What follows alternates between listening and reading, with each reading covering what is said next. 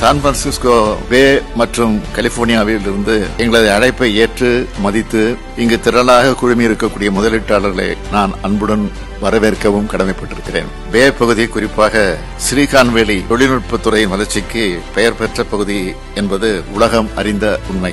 தமிழ்நாட்டின் பொருளாதார வளர்ச்சியை விரைவுபடுத்துவதற்கான வழிகளை கண்டறியும் பயனுள்ள விவாதங்களுக்கு இந்த மாநாடு பெரும் உதவிகரமாக அமையும். ஆசிய நாடுகளின் நுழைவாயிலான சென்னையிலிருந்துதான் நான் வருகை தந்துள்ளேன். தமிழ்நாடு இன்று உலகில் வேகமாக வளர்ந்து வரும் பொருளாதாரங்களில் ஒன்று. 39,000க்கும் மேலான தொழிற்சாலைகள், 2.6 மில்லியன் அளவிற்கு தொழிற்சாலைகளில் பணிபுரியும் பணியாளர்கள் என்ற அளவில் அகில இந்திய அளவில் முதலிடம் வகிக்கும் மாநிலமாக தமிழ்நாடு விளங்குகிறது. ஏற்றுமதி தயார்நிலை குறியீட்டிலும் தமிழ்நாடு முதலிடம் வகிக்கிறது. தமிழ்நாட்டில் ஏற்கனவே சிறந்து விளங்கும் அறிவுசார் வளர்ச்சியை மேலும் மேம்படுத்தும் வகையில் சமீபத்தில் இந்தியாவிலேயே முதல் முறையாக செயற்கை நுண்ணறிவு மையம் சமீபத்திலே சென்னையிலே துவக்கி வைக்கப்பட்டது. இதன் மூலம் இத்துறையின் எதிர்கால வளர்ச்சி மேலும் மேம்படும் என்று நான் உறுதியாக நம்புகிறேன். நவீன உள்கட்டமைப்பு, ஏராளமான வளங்கள் மற்றும் திறன்மிகு பணியாளர்களால் உலக முதலீட்டாளர்கள் வெகுவாக ஈர்க்கப்படுகிறார்கள். மக்களின் ஆற்றலை தமிழ்நாடு நன்கு பயன்படுத்துகிறது. தமிழ்நாட்டின் மக்கள் தொகையில் இளைஞர்கள் மற்றும் பணிபுரியும் வயதினர் ஆகியோரின் மக்கள் தொகை சற்றே அதிகம். இது எதிர்கால வளர்ச்சிக்கு ஒரு தனித்துவமான நன்மையை வழங்குகிறது. எனினும் அதற்கேற்றவாறு வேலைவாய்ப்புகளை உருவாக்குவது எங்களுடைய இலக்கு. இதன் பொருட்டு பல்வேறு முன் முயற்சிகளை நாங்கள் மேற்கொண்டு வருகிறோம். 2030ஆம் ஆண்டுக்குள் தமிழ்நாட்டை $1 டிரில்லியன் அமெரிக்க டாலர் பொருளாதாரமாக மாற்ற வேண்டும் என்பது எங்களுடைய லட்சிய இலக்கு.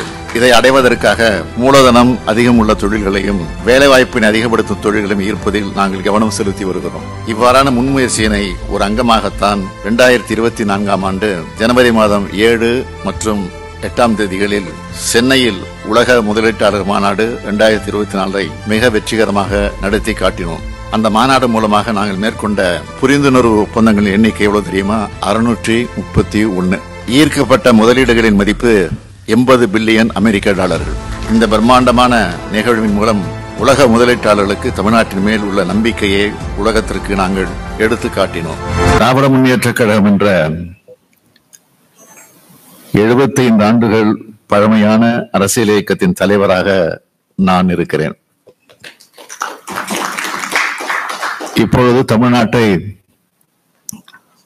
6வது முறையாக ஆட்சி செய்து கொண்டிருக்கிறோம். இந்திய நாட்டில் பலமுறை எங்களது கூட்டணி பிரதமர்களை உருவாக்கி ஆட்சியில் இருந்திருக்கிறது.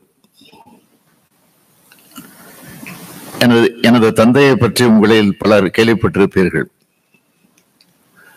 முத்தமிழறிஞர் கலைஞர் அவர்கள் தமிழ்நாட்டில் 5 முறை முதலமைச்சராக இருந்திருக்கிறார். இந்திய நாட்டின் பல பிரதமர்களை உருவாக்கி இருக்கிறார். அப்படிப்பட்ட புகழுக்கு சொந்தக்காரர் அவர். 1971ஆம் ஆண்டு முதலமைச்சராக இருந்தபோது தலைவர் கலைஞர் 71ஆம் ஆண்டு முதலமைச்சராக இருந்தபோது அமெரிக்காவுக்கு வருகை தந்தார். இப்பொழுது நான் வருகை தந்திருக்கிறேன். புகழ்பெற்ற அமெரிக்க நிறுவனங்கள் பல இந்தியாவில், குறிப்பாக தமிழ்நாட்டில் தொழில் நிறுவனங்களை நடத்தி வருகின்றன. சென்னை பற்றி நீங்கள் அனைவரும் நன்றாக அறிந்திருப்பீர்கள். இந்தியாவிலே 2வது பெரிய பொருளாதாரமாக தமிழ்நாடு இன்றைக்கு விளங்கி கொண்டிருக்கிறது. 48 விழுக்காடு நகரமயம் ஆக்கப்பட்டுள்ளது. இந்தியாவில் உள்ள பெரிய மாநிலங்களில் அதிக அளவில் நகரமயமாக்கப்பட்டுள்ள மாநிலம் தமிழ்நாடு தான். நிலையான வளர்ச்சி இலக்குகளை செயல்படுத்துவதில் முதல் மாநிலமாகவும் தமிழ்நாடு விளங்குகிறது. சீரான மற்றும் பரவலான வளர்ச்சியை உறுதிப்படுத்தும் வகையில் பல்வேறு வளர்ச்சி மையங்கள் மாநிலம் முழுவதும் ஏற்படுத்தப்பட்டிருக்கிறது. மனித வளங்கள் மற்றும் திறன்களை முன்வைத்து வளர்ச்சியை மேற்கொண்டு வரும் மாநிலமாகவும் தமிழ்நாடு திகழ்கிறது. இந்தியாவின் முன்னணி உயர்கல்வி நிறுவனங்களில் கிட்டத்தட்ட 20 விழுக்காடு தமிழ்நாட்டில் உள்ளது. இந்தியாவின் தேசிய சராசரியை விட 2 மடங்கு அதிகமாக உயர்கல்வியில் மாணவர்கள் சேரும் விகிதத்தை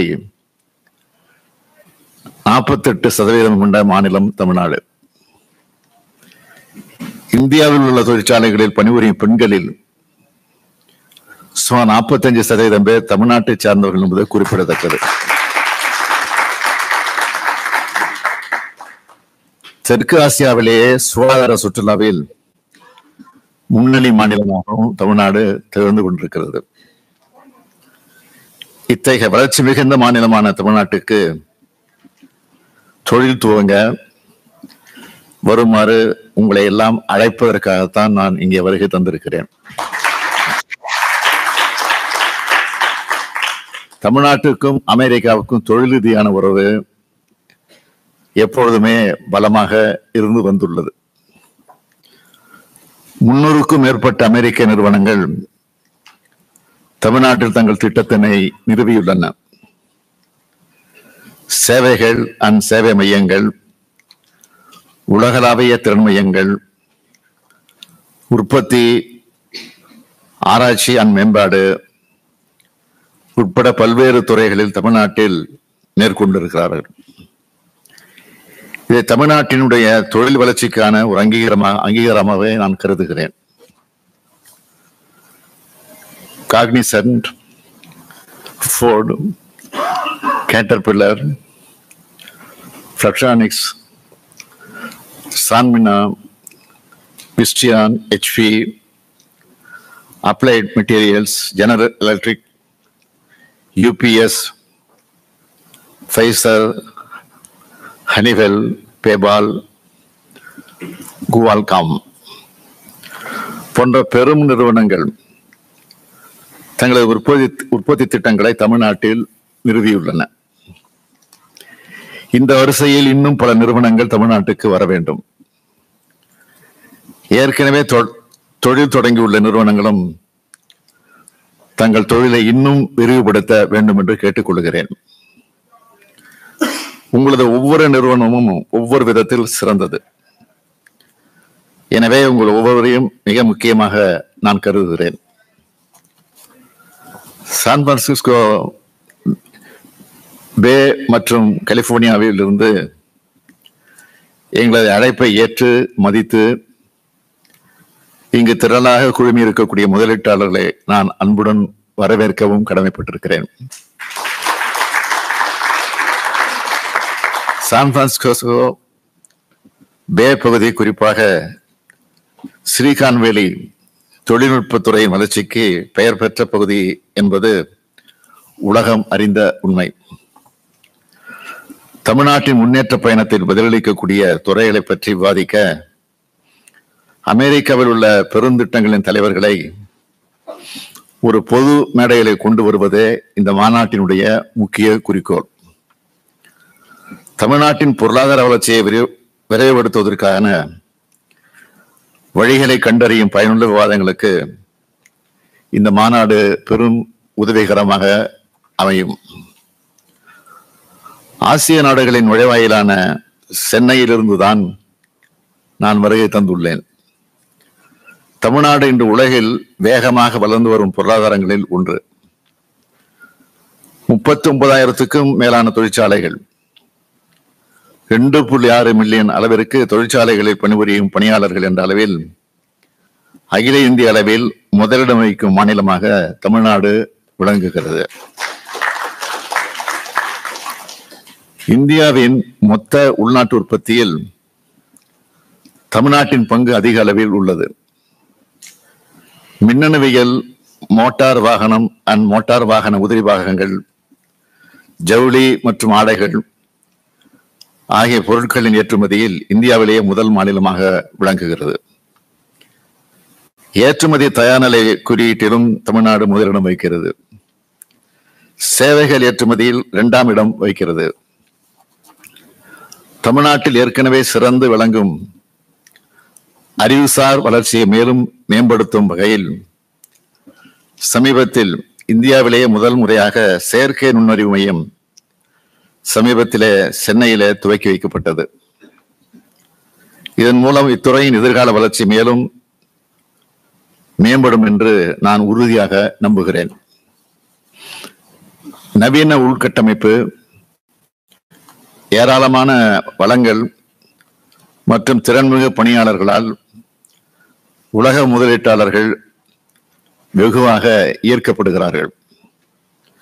மக்களின் ஆற்றலை தமிழ்நாடு நன்கு பயன்படுத்துகிறது. தமிழ்நாட்டின் மக்கள் தொகையில் இளைஞர்கள் மற்றும் பணிபுரியும் வயதினர் ஆகியோரின் மக்கள் தொகை சற்றே அதிகம். இது எதிர்கால வளர்ச்சிக்கு ஒரு தனித்துவமான நன்மையை வழங்குகிறது. எனினும் அதற்கேற்றவாறு வேலை வாய்ப்புகளை உருவாக்குவது எங்களுடைய இலக்கு. இதன் பொருட்டு பல்வேறு முன் முயற்சிகளை நாங்கள் மேற்கொண்டு வருகிறோம். பிரம்மாண்டமான நிகழ்வின் மூலம் உலக முதலீட்டாளர்களுக்கு தமிழ்நாட்டின் மேல் உள்ள நம்பிக்கையை உலகத்திற்கு நாங்கள் எடுத்து காட்டினோம். மொத்தமாக சொல்ல வேண்டும் என்றால், கடந்த 3 ஆண்டுகளில் 3.1 மில்லியன் பேருக்கு நேரடி மற்றும் மறைமுக வேலைவாய்ப்பை உருவாக்கும் வகையில் கிட்டத்தட்ட 120.48 பில்லியன் அமெரிக்க டாலர் முதலீடுகளை ஈர்த்திருக்கிறோம். ஆயிரக்கணக்கான இளைஞர்கள் மற்றும் பெண்களுக்கு அவர்கள் வசிக்கும் பகுதிக்கு அருகிலேயே வேலை வாய்ப்புகள் பெருமளவில் உருவாக்கப்பட்டிருக்கிறது.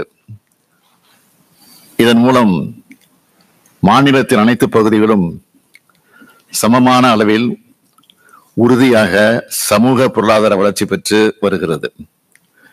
இவ்வாறு ஈர்க்கப்பட்ட முதலீடுகளில் அமெரிக்க நிறுவனங்களின் முதலீடுகளும் பெருமளவில் உள்ளது என்பதையும் நான் உங்களுடன் மிகவும் மகிழ்ச்சியுடன் பகிர்ந்து கொள்கிறேன்.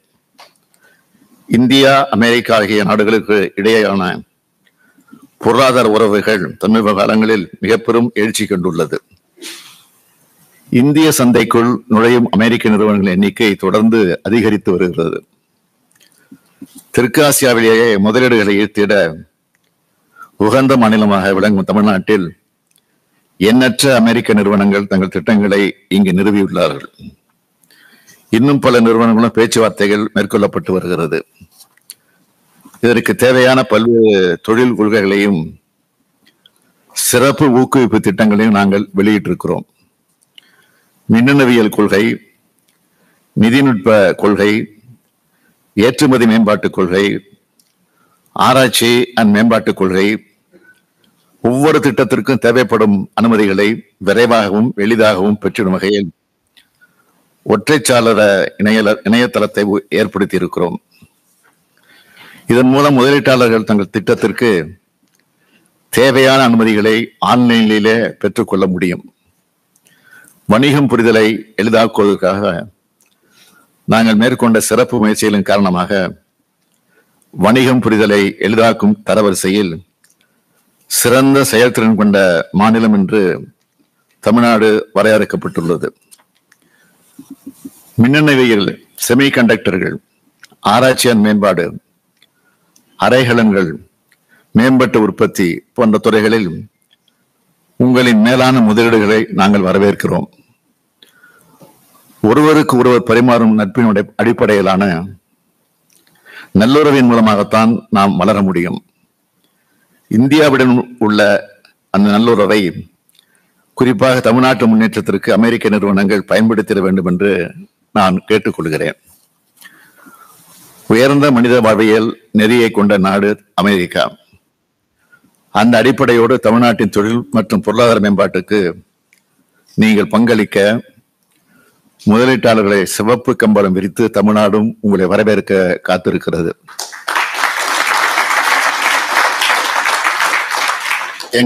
எங்களின் அரசு பயணம் பெரும் வெற்றி பெற உறுதுணையாக நின்ற சான் பிரான்சிஸ்கோ துணை தூதர் டாக்டர் ஸ்ரீஹர் ரெட்டி அவர்களுக்கும் அவரது குழுவினை சார்ந்த அனைத்து தூதரக அதிகாரிகளுக்கும் இதெல்லாம் ஒருங்கிணைத்த திரு கௌரவ் வர்மா அவர்களுக்கும், லேலா கண்ணப்பன் அவர்களுக்கும், என் ரங்கசாமி அவர்களுக்கும் என்னுடைய நெஞ்சார்ந்த நன்றியை தெரிவித்துக் கொள்ள விரும்புகிறேன். இம்மாநாடு சிறப்புற நடைபெறுவதற்கு பெருமளவில் வருகை புரிந்துள்ள தொழிலதிபர்களுக்கும் பல்வேறு நிறுவனங்களின் தலைமை அதிகாரிகளுக்கும் எனது மனமார்ந்த நன்றியை தெரிவித்துக் கொண்டு, உங்களை எல்லாம் இந்த மாலை நேரத்தில் மகிழ்ச்சியோடு காண்பதற்கு ஒரு நல் வாய்ப்பை ஏற்படுத்தி தந்திருக்கக்கூடிய அனைவருக்கும் என்னுடைய இதயபூர்வமான நன்றியை தெரிவித்து என் உரையை நிறைவு செய்கிறேன். நன்றி, வணக்கம்.